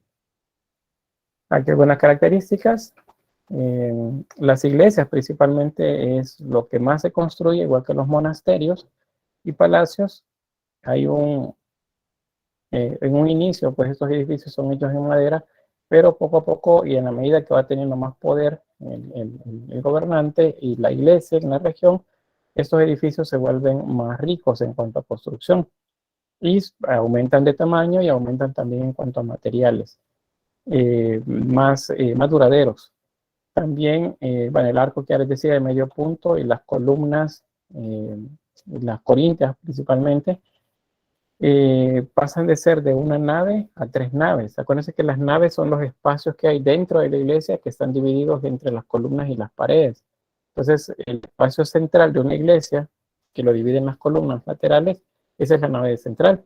Y si después de las columnas hay otro espacio hasta llegar a las paredes que serían las paredes externas del edificio, entonces ya se llaman naves laterales. Entonces las naves acá van a ser 3 principalmente, porque las iglesias todavía no son tan grandes, pero va a ser el referente para que luego se conviertan en las iglesias pues como muy grandes que vamos a ver en el románico y en el gótico. Veamos también por acá. Alejandra dice, para ese tiempo ya no se utilizan las ventanas abocinadas. En esa región no tanto. Acá los ventanales son un poco más grandes. No se utilizan porque las iglesias son grandes. Y entonces acá el sentido de la iluminación, de de la idea, pues que en el altar debe iluminarse primero, siempre están ahí, pero los ventanales son ahora más grandes. Y ese es el tipo de construcción que vamos a ver. Este es el Palacio de Aquisgrán, o al menos el diagrama de cómo fue en su momento de esplendor el Palacio de Aquisgrán. El rey Carlomagno, él no vivía aquí, él prefería una vida rural o más tranquila, entonces tenía su palacio en la zona rural, pero viajaba constantemente hacia la ciudad, hacia Aquisgrán, que es la ciudad esta, y en ese lugar pues atendía ya todo su trabajo propiamente de monarca, lo que tenía que ver con el trabajo con los, ¿cómo se llama? Con recibir, por ejemplo, emisarios de otras regiones o con los Mizi y Dominici, que eran los que le llevaban y traían la información del resto del territorio. Entonces, esa es la forma del edificio. Tenemos acá el Palacio de Audiencias, que era donde el rey recibía a emisarios y atendía las cuestiones que tenían que ver con ¿cómo se dice?, la relación con otros pueblos.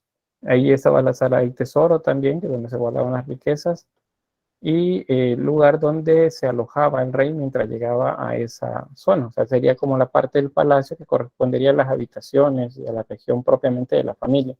Les repito que en el caso de Aquisgrán esto era temporal, porque el rey vivía en un palacio fuera de la ciudad. A la manera también de Roma, en estos palacios habían termas, como las termas romanas.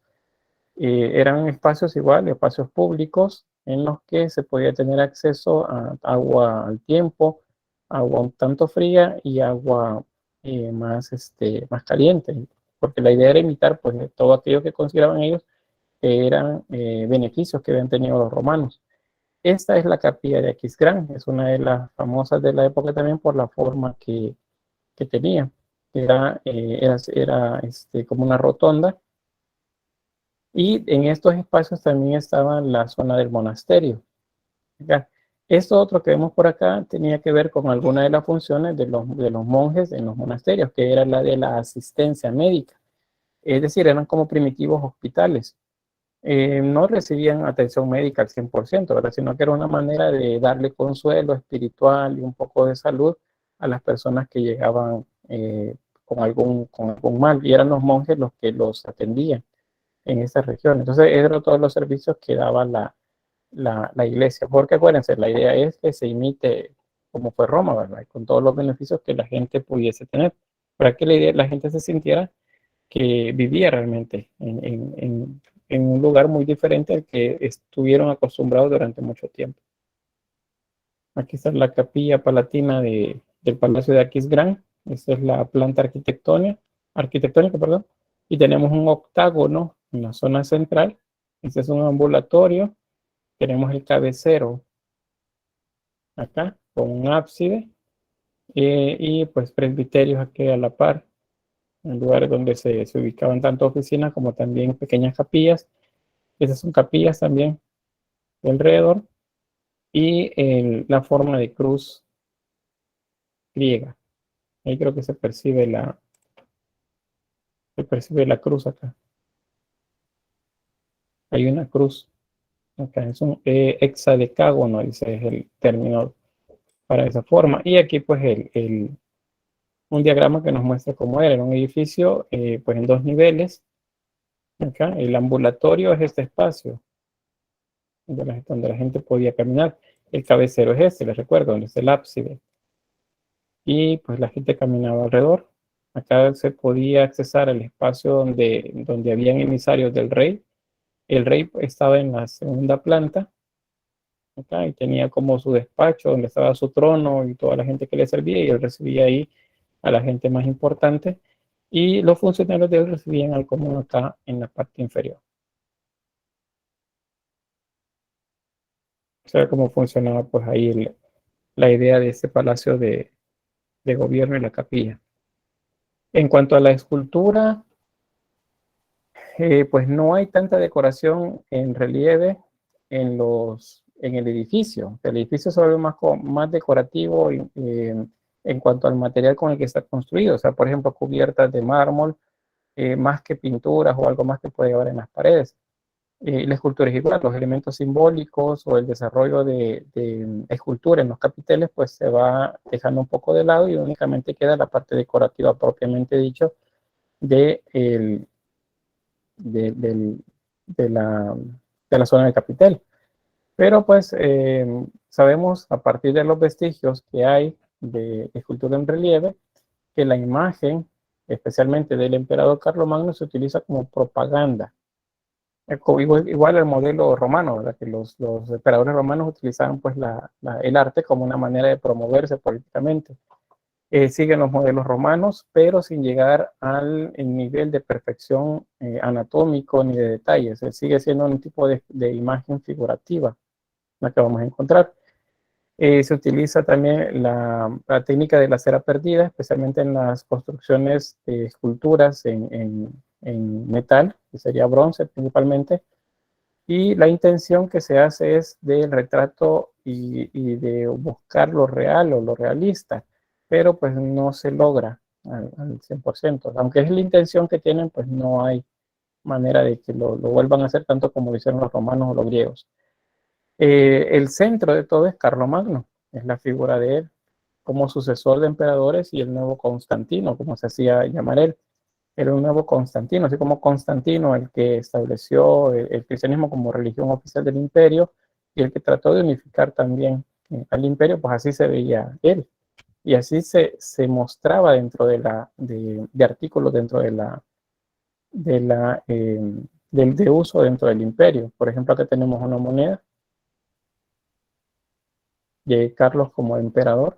Vean, la efigie pues es como lo fue la de los emperadores romanos. Por eso hay numismática que tiene que ver con las monedas. Aparece de perfil, con dignidad, eso es la cabeza levantada, con corona de laurel, como si fuese un dios, y en algunos casos con tipología ecuestre, o sea, sobre una cabalgadura. En la ecuestre, el símbolo de máxima autoridad como emperador y el poder militar, es lo que vemos acá. Esta es una de las esculturas pocas que se tienen de Carlomagno, y ahí lo pueden ver sobre una cabalgadura como si fuese un emperador romano. Vean la pata del caballo levantada en actitud de avanzar, y el emperador pues tenía en una mano una espada, y en la derecha la espada, y en la izquierda el orbe, que lo vimos en la primera imagen que les mostré, que les dije que es más ilustrativa correspondiente a esa época. Es la misma idea del orbe. El orbe en la mano es una manera de decir que controla el universo, o sea, que no es Dios, pero ejerce control sobre el mundo. Esa es la idea de la esfera en la manera, la cabeza levantada, como viendo con autoridad hacia el frente. Esa es la manera de representarse él como emperador. Acá otra imagen. Ese es un relieve realizado en oro y muestra a Carlomagno que está de rodillas entregándole una representación de la capilla de Aquisgrán a la Virgen María. Es una manera de decir que él tiene esa investidura, hasta el aureola de santidad alrededor de la cabeza de él, y está entregándole a María en persona la iglesia, o sea, se la está, ¿cómo se diría? Como dándole la autoridad sobre la capilla a ella. Y la imagen de Jesús niño acá, bendiciendo la escena. Un ángel acá a este costado, y un alto clérigo acá, probablemente es el Papa, de este lado. Entonces, esto es propaganda. Es una imagen propagandística del emperador. Nos está diciendo que él es también, o tiene parte con la santidad, con lo sagrado. Bien, acá otros ejemplos. Esto correspondería a dos momentos diferentes. Este es el más antiguo. Vean lo poco depurado de las imágenes. Acá. Las flores parece que son una representación solar. La cruz, símbolo de Jesús. Y la paloma en la parte de arriba es un símbolo de eternidad o de alma también. Y por el otro lado tenemos una imagen, esta es realizada en marfil, y aquí tenemos a un copista, más bien, aquí les corrijo, este es el evangelista, y abajo están los copistas, porque los copistas son monjes, esos son monjes, ellos están copiando el texto, pero arriba la imagen esta que vemos es de quien está recibiendo de manera directa el mensaje de lo alto. Tiene una paloma, que es representación del alma, está hablándole en el oído. Y él está escribiendo lo que le está diciendo. Y abajo los copistas. Eso es una manera de decirnos cuál era el tipo de trabajo dentro de los monasterios. Okay. Por eso está la representación de la arquitectura en la parte de arriba. Y luego acá las cortinas, ahí el trabajo pues de un apóstol. Y acá los copistas abajo. Y luego la decoración fitomórfica hacia alrededor. ¿Preguntas sobre la escultura?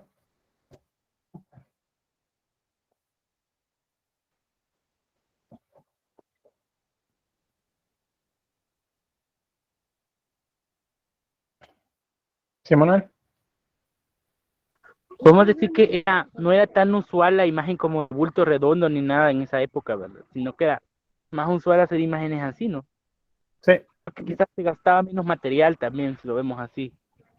Lo que pasa es para qué estaban, no tanto por el material, sino para qué estaban destinadas. La mayoría de estas eran, por ejemplo, relieves cerca de los altares, no eran como para que se vieran por todo el mundo.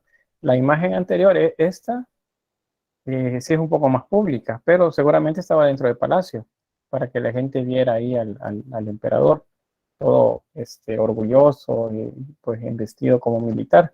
Pero estas eran, por ejemplo, en los agrarios, alrededor del altar. Eso bueno, en este caso en pared, seguramente cerca del altar también. Estos, por ejemplo, como tapas de los libros o como también decoraciones cerca del altar. Entonces era por eso, no había eh, imagen de bulto redondo de gran formato como para ser exhibida, sino que era más de uso ¿qué sería? Interno, pues, para la élite.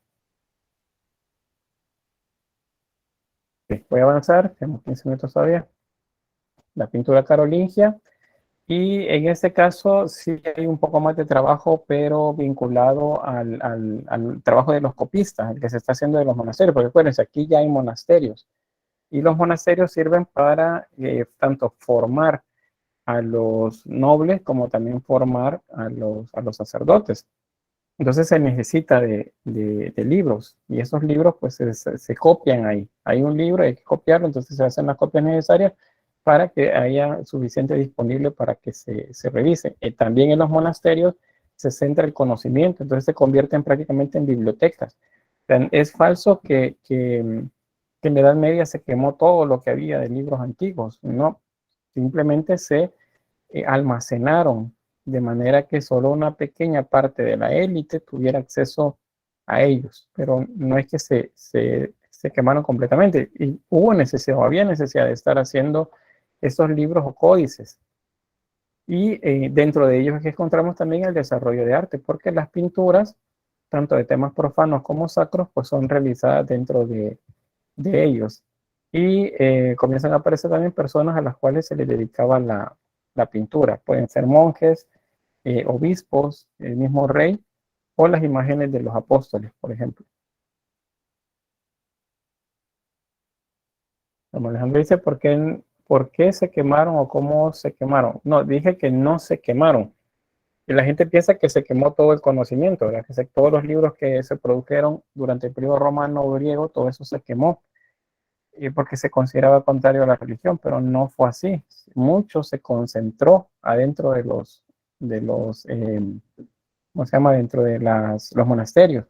Por eso la idea, bueno, que vamos a ver en el gótico, pero en el nombre de la rosa aparece que todo gira alrededor de un libro.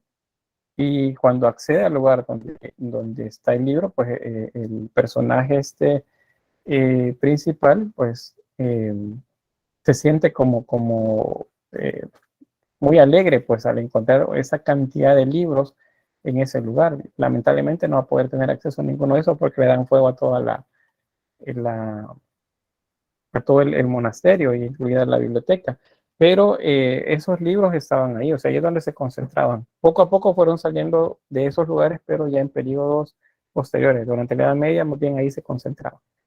Bien, otra imagen en la que se está consagrando acá a Carlos Magno, el que está hincado y se le está invistiendo con la corona como emperador. Y ahí tenemos a los clérigos y monjes alrededor de él también. Es la idea, que fue él, era una bolera de voluntad de Dios, el que él fuera el emperador. Ahora bien, ¿dónde encontramos la mayor parte de estas imágenes? Pues es en las miniaturas. Las miniaturas, ya les he mencionado que no es que sean pequeñas, sino que tiene que ver con el tipo de pintura que se utilizaba, que era el minio. La miniatura se refiere al color que se utilizaba, no al tamaño de la imagen, aunque si lo queremos comparar con las pinturas que se pudieron haber hecho en las paredes de las iglesias o en cuadros montados sobre tabla, por ejemplo, pues sí eran pequeños, pero no eran tan minúsculos, como para decir, eran miniaturas en función del tamaño. Entonces, en ese lugar, en eso más bien, sobre ellos, ahí vamos a ver una cantidad bastante grande de elementos simbólicos y también la construcción de imágenes a partir de los textos bíblicos otra vez. Y esos eran para que sirvieran como complemento del texto a la hora de estar revisando el libro. Ahora, ¿quiénes revisaban los libros? La nobleza o el clero, solamente ellos. Para el pueblo general, pues no había acceso para estas imágenes. Ahí tenemos otras más. Acá, que hablan acerca de la nobleza. Y otra más que refiere a la idea de Jesús. Vean que la idea de Jesús en esta región, al menos para esta época, sigue siendo la helénica. La idea de Jesús como Apolo. Y ahí vemos que es Cristo porque pues tiene el nimbo crucífero y las iniciales en griego y en latín que se refieren a Jesucristo. Acá. Luego los decorados como geométricos y laseados acá, geométricos, más bien como la idea de lo que les decía de los pueblos del norte de Europa y la representación de la arquitectura también. Okay.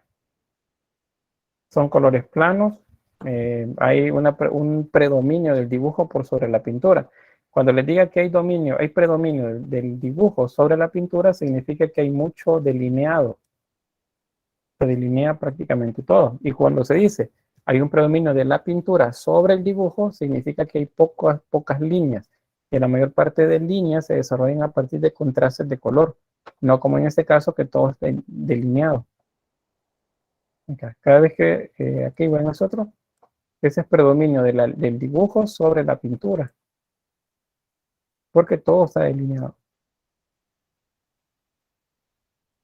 Otro más. Este es un libro miniado, una miniatura. Vean el tamaño, ese fácilmente podrían ser unos 60 centímetros de altura, si no es que más. O sea, no eran libros pequeños, eran libros bastante grandes. No sé si han tenido oportunidad de ver en algún museo libros de esta época o épocas posteriores que guardan las mismas características. Especialmente en museos de arte colonial se pueden encontrar libros de este tipo. Son libros grandes, no son libros pequeños, son bastante grandes. Y acá ven la parte pictórica y el texto. Entonces, ambas cosas se complementan. La imagen complementa al texto. Aquí otro más. Y otros más por ahí. Estos son evangelistas. Tenemos un arcángel en la parte superior. Este no es un ángel, porque es el arcángel Gabriel, seguramente el que está representado acá, porque él es el que lleva el mensaje a los principales, pues, acerca de que escriban sobre el texto. Esta idea de acá arriba, de esta ave roja, es la idea del fénix. El ave fénix es pagano, pero eso viene desde los pueblos antiguos, no necesariamente vinculado con los de esta época. Y sigue siendo la idea de la redención, es la muerte y resurrección lo que simboliza el ave fénix. Acá tenemos una imagen de Cristo crucificado, y la mano de Dios, o la dextera Domini, acá bendiciendo la escena. Y luego, pues, caracteres visigóticos, que son los que también cuentan parte de la historia, complementando las imágenes.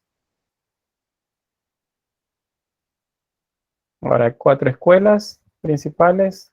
La escuela de Aquisgrán, en este caso, escuela, por cierto, escuela significa estilo, no significa que había una escuela donde les enseñaban. Las escuelas de la catedralicias, las parroquiales, eso pues es otra cosa, ¿no? En este caso, escuela significa estilo. Entonces, una de esas escuelas o esos estilos, y todos los personajes sobre fondos arquitectónicos. Esa era la manera de representar, en este caso, los evangelistas. Es un evangelista. ¿Okay? Y sobre el fondo arquitectónico, sin ningún tipo de perspectiva, porque la perspectiva no existe todavía de manera racional dentro de las imágenes. Bien, ahí, eso es parte del texto de la explicación de la imagen anterior. Vamos al siguiente, esto voy un poquito rápido por el tiempo. Esa es la escuela de Von der Reims, o el estilo de Von der Reims. En este caso, los personajes se colocan en un espacio aéreo, o sea, no hay un soporte físico como una construcción alrededor de ellos, y se ponen en la naturaleza. En este caso, por ejemplo, es simular como follajes en el fondo, y la mayor parte de ocasiones las imágenes van solas, sin ningún tipo de complemento. Entonces acá tenemos a un evangelista, este es un evangelista, y acá está el libro que está escribiendo, y ahí tiene otro texto también en la mano. Y tenemos el tintero y la pluma para que escriba. Entonces la idea es esos libros donde aparecen estas imágenes se llaman evangelarios. Ahí lo que se escribían era una selección de textos de los evangelios, dependiendo de la versión, pero según el apóstol que corresponda. Esta es la escuela de Tours, o el estilo de Tours, y en este caso son colores discretos, y hay bastante realce de oro y plata en las imágenes. Acá también este es un evangelista. Ahí tenemos la referencia del toro, en el caso de él, y vemos textos como pergaminos alrededor. Es una idea de representar el evangelio. Y por lo demás, vean, la imagen está bastante llena de decorados en oro y en tonos azules y rojos principalmente. Y ese otro, el taller de Drogo de Metz, en este caso, pues las imágenes están en muchos casos en relieve, serían como elaboradas en marfil, pero recortadas sobre un fondo. Entonces era como que generaban la imagen y luego las pegaban sobre un fondo oscuro. En otros casos, pues siendo una imagen pictórica, en ese era igual, la figura y sobre un fondo plano. Tenemos imágenes que hacen referencia siempre o a la vida de los santos o a la vida del emperador, pues alrededor de la misma iglesia. Este es un sacramentario, otro de los libros que se hace, que es donde se describen los sacramentos. Y las letras emblemas, ven, esta es una C, y dentro de la C una pintura. Entonces, por eso es difícil decir que las imágenes eran miniaturas. y realmente hay muchos detalles. Eso significa que el trabajo no era así tan minúsculo, no era tan pequeño este trabajo, era un poquito grande para poder lograr esa cantidad de detalles. Y acá tenemos la ascensión de Jesús. Vemos cómo Dios, de la dextera Domini, toma la mano de Cristo y lo lleva hacia el cielo. Y luego los ángeles que pues le dicen acá a los apóstoles que están haciendo, viendo para arriba. Y bueno, acá otra letra emblema.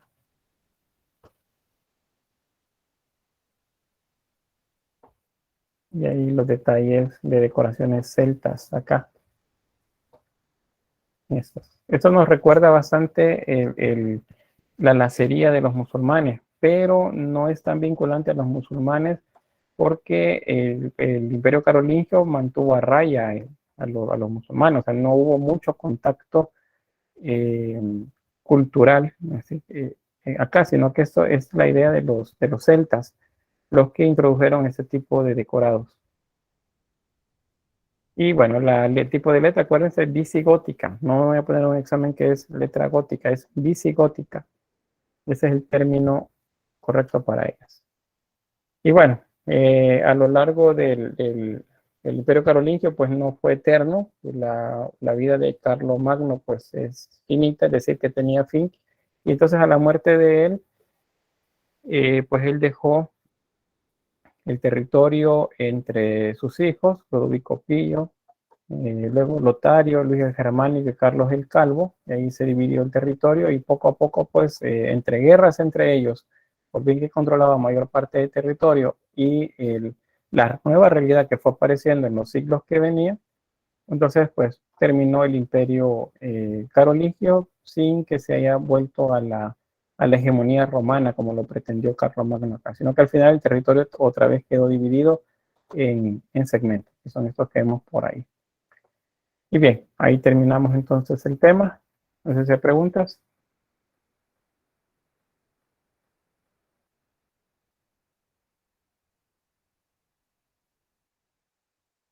¿Sí, Jonathan? Sí, yo tengo una pregunta y es con Carlos el Calvo. ¿Calvo tenía alguna otra o algún otro significado? ¿Es por alguna característica que él tenía? Pues no te sabría decir exactamente. Desconozco si tenía algún tipo de calvicie.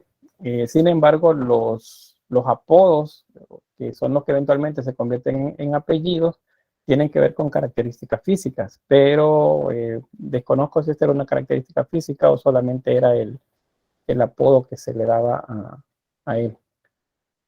Ah, bueno, gracias. Bueno, bien. Sí, Una bien. duda, con la letra de emblema, el nombre correcto entonces es letra visigoda o es lo mismo. No, Es una letra. la letra emblema solamente es la primera letra o la letra principal dentro del texto, pero tanto esa como el resto del texto, esa que aparecen acá, todas son visigóticas. No solamente la más visible, ¿verdad? Que es la primera, sino todas son letras visigóticas. Entonces podemos decir que es un texto visigótico con el que se escribía. Entonces, la como que parece C, esa es la letra emblema y lo que está alrededor de la letra emblemática es la letra visigoda. Sí, sería visigótica. Aunque, le repito, la letra C también es visigótica, solo que al ser la primera le dedican un poco más de atención en la parte histórica, pero también es visigótica, toda. Gracias. Voy a quedarme acá, pues, que ya son las 4.